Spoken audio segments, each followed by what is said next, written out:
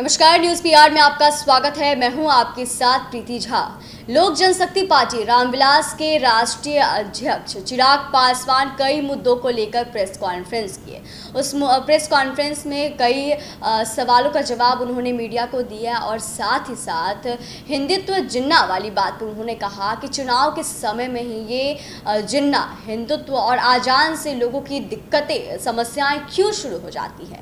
हमारे पास जो मुद्दा है वो कम है क्या जिस पर हम बात कर सकें, हम चर्चा कर सकें। साथ ही साथ उन्होंने बिहार के मुख्यमंत्री नीतीश कुमार पर निशाना भी साधा है। उन्होंने कहा है कि इनकी जो भाषण है चुनाव लड़ने की, इनकी भाषण की शुरुआत ही होती है जिन्ना हिंदुत्व से और वो लोगों को भटकाने का काम करते हैं। और भी इन चीज़ों पे क्या कुछ बोले हैं चिराग पासवान, आप ज़रा सुनिए। जाऊंगा ना मैं इस तरीके की मैं किसी बहस में नहीं जाऊंगा और इस बहस में किसी को जाना भी नहीं चाहिए। मैं आप तमाम मीडिया के साथियों से भी आग्रह करूंगा, ये कहीं ना दाने फेंके जाते हैं हम लोग को अपने जाल में फंसाने के।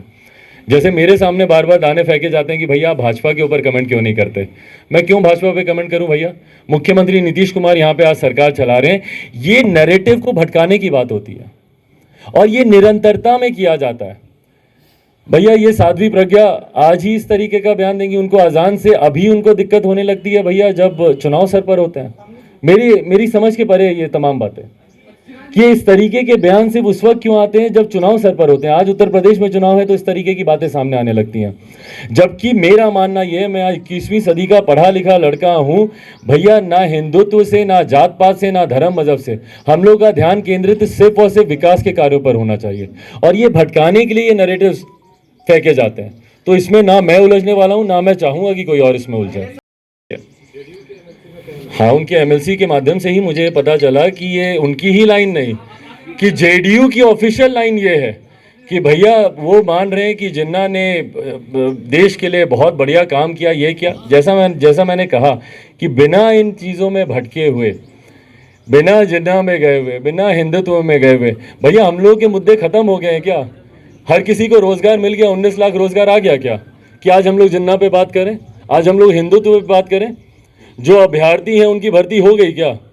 जो छात्र सड़क पर घूम रहे हैं उनकी समस्या हल हो गई क्या? जिन शिक्षकों पे लाठी चल रही है उनकी समस्या हल हो गई क्या? कि आज हम लोग जिन्ना और हिंदुत्व पे हम लोग चर्चा कर रहे हैं। यही नैरेटिव है भैया जो बार बार हम लोग को भटकाने के लिए इस्तेमाल किया जाता है। मुख्यमंत्री नीतीश कुमार इन्हीं भाषणों से चुनाव लड़ते हैं। उनके भाषणों में कभी रोजगार, स्वास्थ्य, शिक्षा, किसान, ये मुद्दे आपको सुनाई नहीं देंगे। आज जो किसान, तो आपने सुना कि चिराग पासवान ने क्या कुछ कहा है। उन्होंने साथ में ये भी कहा है कि हमें भी कई बार बरगलाए गए हैं, हमसे भी कहा गया है कि हम भाजपा को लेकर कोई बयान क्यों नहीं देते हैं, हम भाजपा को लेकर बयान क्यों देंगे, क्योंकि अभी नीतीश की सरकार है और हम उनके बारे में क्यों नहीं बात करेंगे।